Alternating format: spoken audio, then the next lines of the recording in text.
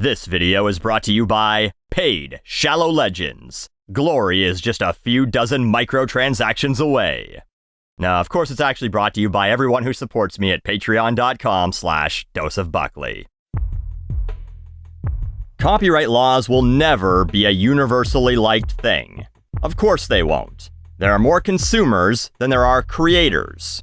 Or at least there used to be before everyone and their stepmother got into content creation. Literally, you can't swing a Blue Yeti microphone in a crowded room without hitting someone who has a YouTube channel, or makes TikTok videos, or calls himself a Twitch streamer, or hosts a podcast, or has an OnlyFans account, whatever. But for the most part, there are always going to be more little guys than there are big guys. There will always be only one Disney being consumed by billions of people around the world. This is why you'll hear people say things like, copyright should only exist for like 10 years! Or, whenever Nintendo sues some guy for distributing games that are 30 years old, the majority of people will say, Nintendo doesn't even sell these games. Maybe if they did, people wouldn't need to download them. And then when you point out that they do sell a $50 a year subscription to play some of them, they go, well, I'm not paying that much!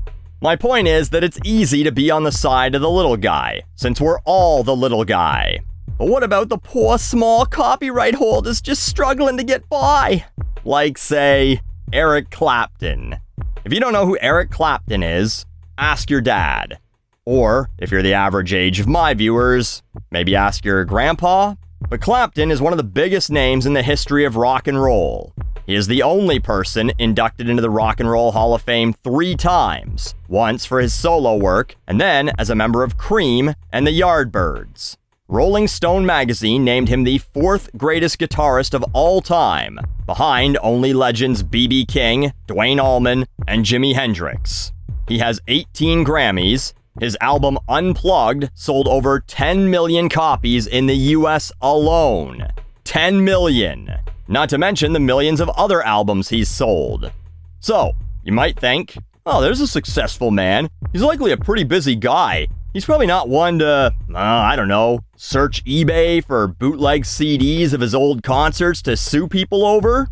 Oh, that's an oddly specific example, Buckley. Where'd you get that one? Well, a 55-year-old German woman unknowingly did just that. She put up a listing on eBay for one Clapton CD, asking about 10 euros for it, $11.30 US. A single CD containing a live recording of one of his shows from the 80s that she says her now deceased husband purchased in 1987 at a well-known department store. She wasn't making copies of it and distributing multiples, just this one CD. Now, we all know that the news sometimes gets details wrong, but almost every news outlet, including the German ones, suggests that Eric Clapton himself sends the court an affidavit. Not his label, not a representative of Eric Clapton, 76-year-old Eric Clapton sends the court an affidavit stating, that's an illegal recording. Now, could someone have just sent the woman a cease and desist first? Yeah, probably, right? Seems like a good way to go. A nice threatening, excuse me, but that's not an authorized CD and you cannot sell it. But no, instead, it goes directly to the courts. She tries to appeal, says, I didn't know it was illegal. The courts say, sorry, doesn't matter, and says she has to pay 3,400 euros. And if she continues to try and sell this CD, she'd face a fine of 250,000 euros, about 282,000 US dollars, or 6 months in prison. 6 months in prison for trying to clear some of her dead husband's shit out of her house. How does Eric Clapton not come off as king of the assholes here? She's appealing the decision again, trying to get it up to a higher court because obviously she doesn't want to pay 3,400 euros for simply putting up a listing. As far as I know, she didn't even successfully sell the CD, which has to hurt Eric Clapton's feelings a little. No one even wanted it. But this CD doesn't harm him. If he saw it and was like, who's the company or person producing these bootleg CDs? We need to go after them. Sure, fine. Some company profiting off your work from like 35 years ago. That's who you go after. But one 55-year-old lady? Not exactly bringing down a criminal empire here, Eric. But this happens all too often with copyright laws. Years ago, this happened around file-sharing sites like Napster, LimeWire, Kazaa, BearShare. All those names that give ex-lennials a little tingle in their dingle. Oh man, those were the days. The RIAA, the Recording Industry Association of America, sued 18,000 individuals for downloading music back in the day. In 2009, Ars Technica reported that many were settled immediately or not prosecuted for some reason. But 7,000 people held out, and they were then named in federal lawsuits, which was enough for them to shit their pants and settle. One woman, Jamie Thomas Rassett, actually proceeded to trial, where they eventually fined her $220,000 for 24 illegally downloaded songs. How is that not insane? She supposedly declared bankruptcy in 2013 to avoid paying the fine. But these are the wrong people to go after. Yes, file sharing made things a little more complicated. You are technically both a downloader and distributor at the same time, as you send pieces of the file to someone else while downloading pieces from others. But when you're trying to stop drugs in your city, you don't go after the buyers. You maybe one or two to find out where they're buying from, then you toss them back on the streets. You go after the dealers to get them to tell you who the manufacturers are. Then you go after them until you get to the top of the chain. Otherwise, it'd be like treating the symptoms of brain cancer instead of the source, and then going, I don't understand why he's dying. We gave him Tylenol for the headaches.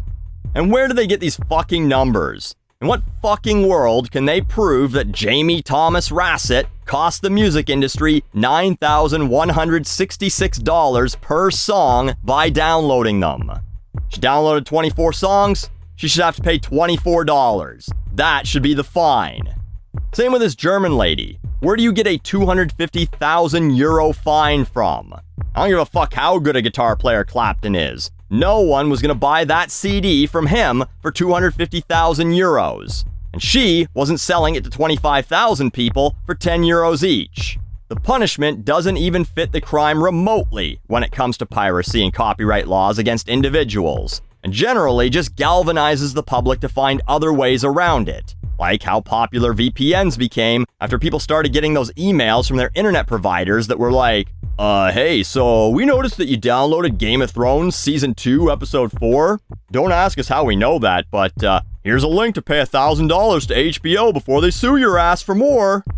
This is also hilariously ironic coming from Eric Clapton, who, talented as he may be, made a living copying other people's shit.